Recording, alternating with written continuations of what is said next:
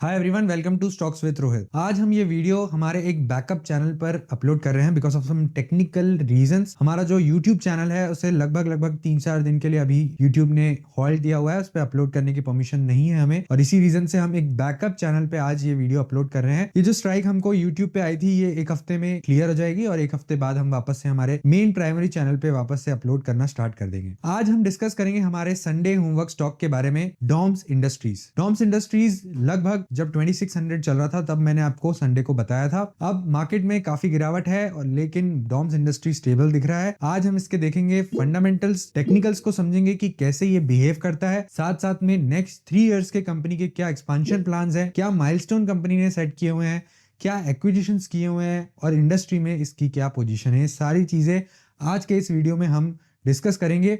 आप बने रहिए लास्ट तक के, बहुत इंटरेस्टिंग होने वाला है वीडियो। सबसे पहले देख लेते हैं कि डॉम्स इंडस्ट्रीज करते क्या है। आप सभी को मालूम होगा डॉम्स इंडस्ट्री बहुत पॉपुलर है और स्टेशनरी प्रोडक्ट्स बनाता है। Stationery and art products company primarily engaged in designing, developing, manufacturing and selling a wide range of this product under the flagship brand of Doms. Doms की पेंसिल आती है, पेन आते हैं, स्टेशनरी प्रोडक्ट्स आते हैं, बैग्स आते हैं, और इन्होंने अभी रिसेंट में काफी सारे एक्विजिशंस भी किए हैं जिसमें ये प्रोडक्ट डाइवर्सिफिकेशन भी बढ़ाते जा रहे हैं।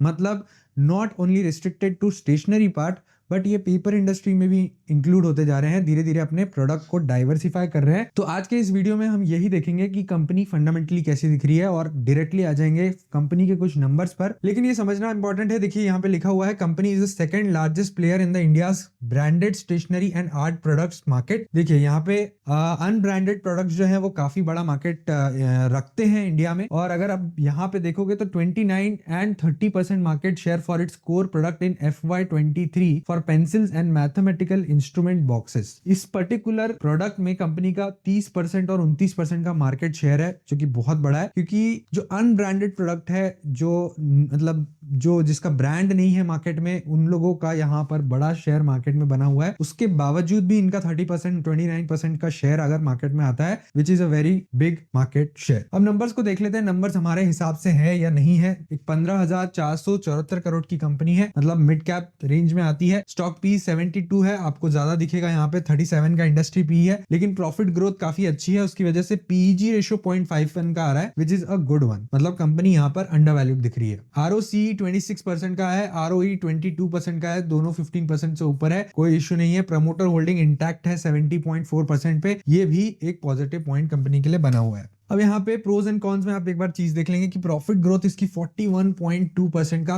कैगर बना हुआ है। कंपनी का बिजनेस आप बोलोगे कि इतना कुछ खास नहीं है, इतने इनोवेशंस नहीं लगते हैं पेंसिल बनाने में, पेन बनाने में, लेकिन यहाँ पर डिफर करता है इसका मैनेजमेंट। और एक और चीज डिफर करती है कि ये जो प्रोडक्ट्स होते हैं पेंसिल, पेन, इसमें इन्फ्लेशन काफी हाई होता है। आपको ध्यान होगा, अगर 20 साल पहले आप देखते होंगे तो आधे पैसे की भी पेंसिल आ जाती होगी, लेकिन अब जो पेंसिल है उसमें इन्फ्लेशन बहुत बढ़ गया। मतलब 10 रुपए 15 रुपए की भी एक पेंसिल आपको मिल जाएगी, और अगर बड़े रेंज में जाए जहां पे फैंसी पेंसिल्स अगर मैं देखूं तो वो आजकल 50-50 100-100 रुपए की भी आती है। और अगर एक छोटे वैल्यू का प्रोडक्ट कंपनी बेचती है तो वहां पर प्राइस पॉइंट बढ़ाने में कंपनी को इजी हो जाता है, और यही एक मेजर रीजन रहा है कि इसका जो प्रॉफिट ग्रोथ रहा है वो 41% का रहा है लास्ट 5 इयर्स का। मतलब कंसिस्टेंटली यहाँ पर 5 साल से 41% का कैगर दे रही है company, which is a very handsome profit growth. और अगर मैं आरओई की भी बात करूं तो रिटर्न ऑन इक्विटी भी अच्छा है यहाँ पर शेयर होल्डर्स के लिए, 25.4% का रिटर्न ऑन इक्विटी बना हुआ है। आगे चलते हैं, इसके क्वार्टरली रिजल्ट देखते हैं। क्वार्टरली रिजल्ट में इंपॉर्टेंट है यहाँ पर रेवेन्यू का इंक्रीज होना, और 2022 से अगर आप देखेंगे तो रेवेन्यू 300 करोड़ पे था, जो कि बढ़ते बढ़ते बढ़ते बढ़ते आज पहुंच गया है 568 करोड़ पे। मतलब 3 साल में ऑलमोस्ट 2x रेवेन्यू ग्रोथ तक के कंपनी पहुंच गई है। और यहाँ पे जो मार्जिन है, मेजर मार्जिन जो है वो रेवेन्यू के बढ़ने पर कम नहीं हो रहे हैं, 18% पर इंटैक्ट है। मतलब कंपनी ने जो अपना ब्रांड मार्केट वैल्यू बना के रखा हुआ है ये इंटैक्ट बना हुआ है, और लोग इस पर्टिकुलर ब्रांड पे बिलीव कर रहे हैं, ले रहे हैं, और उसी वजह से क्वालिटी भी मेंटेन है। क्वालिटी मेंटेनेंस की वजह से कंपनी का जो सेल्स है वो भी कम नहीं हो रहा है, मार्जिन भी कम नहीं हो रहा है, और डिमांड भी इंटैक्ट है।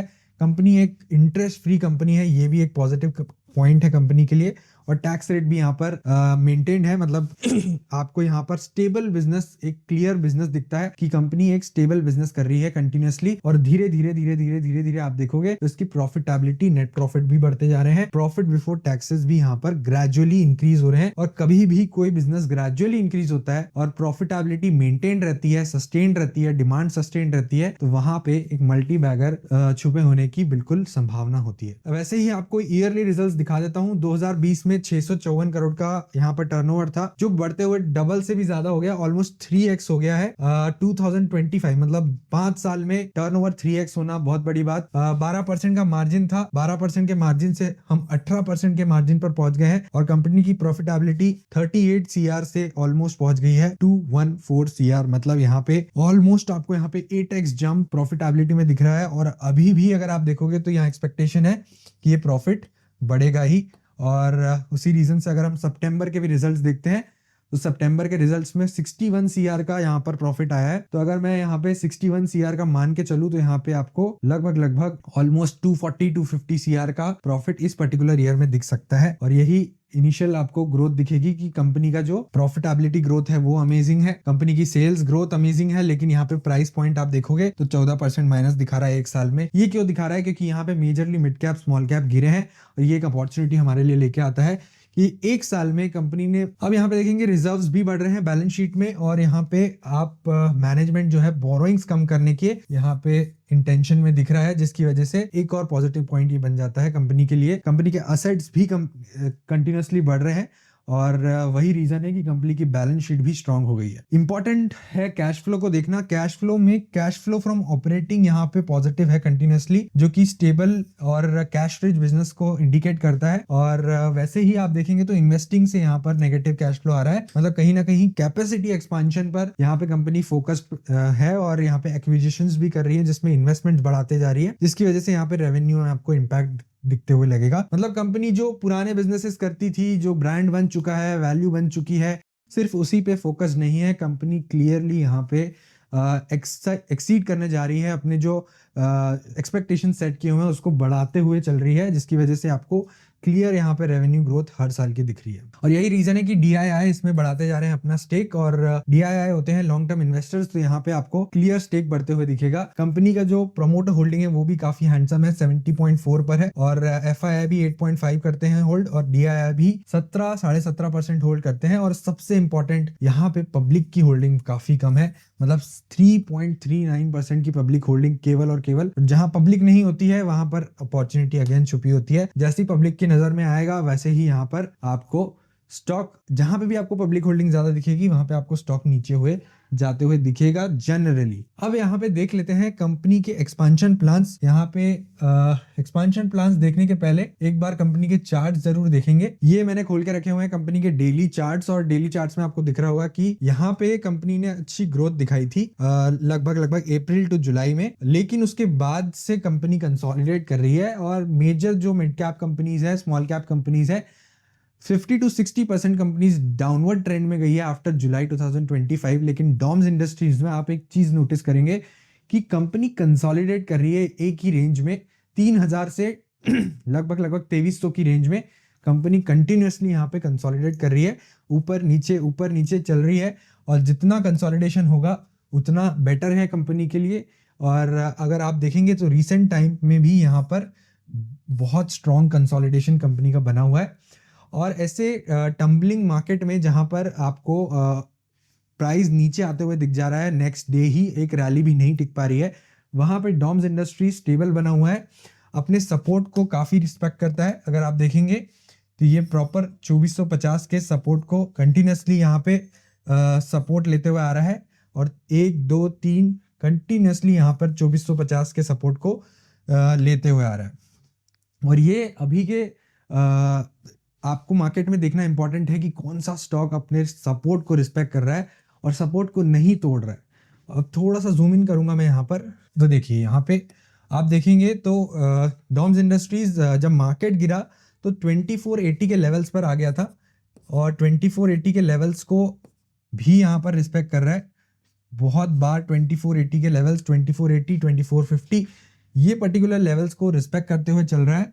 और यही रीज़न था मुझे इसको चूज़ करने का, क्योंकि अगर स्टॉक नीचे भी जाता है तो नीचे पे ये अपने लेवल्स को रिस्पेक्ट करना चाहिए। और इसी वजह से बाइंग तो मेरी यहीं बन गई 2600 पर। 2600 से 2450 पर यहाँ पर एडिशन ज़रूर करूँगा और उस हिसाब से बाइंग करूँगा। और मेरा स्टॉप लॉस यहाँ पे हो जाएगा।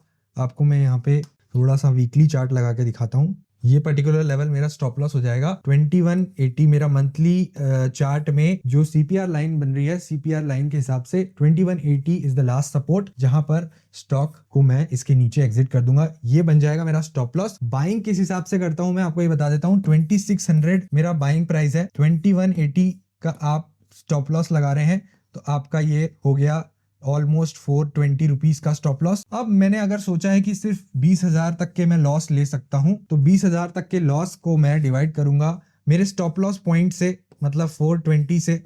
और मान लीजिए ये लगभग आ रहा है 50 शेयर्स, तो मैं 50 शेयर्स से ऊपर नहीं लूंगा। मेरा स्टॉप लॉस हिट भी हो जाता है तो मुझे 20,000 का लॉस होगा, जो कि मैं बियर कर सकता हूँ। मेरी साइकोलॉजी में ये मेंटेन्ड है कि मैं 20,000 तक के लॉस को बियर करने के लायक हूं, और इस हिसाब से मैं अपने रिस्क को मैनेज करूंगा।